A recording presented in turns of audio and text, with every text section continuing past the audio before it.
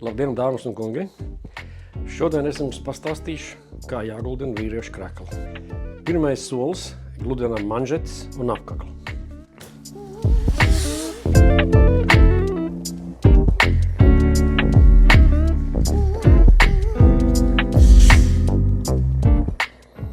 Otrais solis – gludinām piedurknes.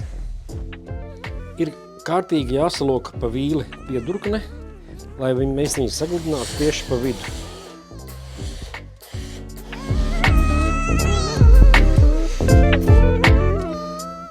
Trešais solis – izgludinām kreklam plecus.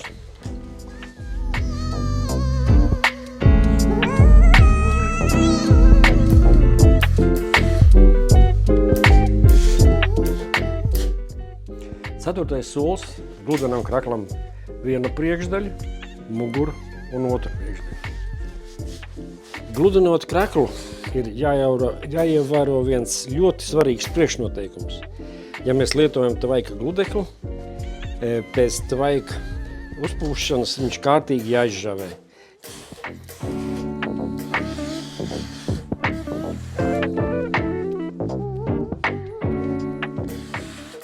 Un tas arī viss, kas jāzina, lai pareizi izgludinātu kreklu.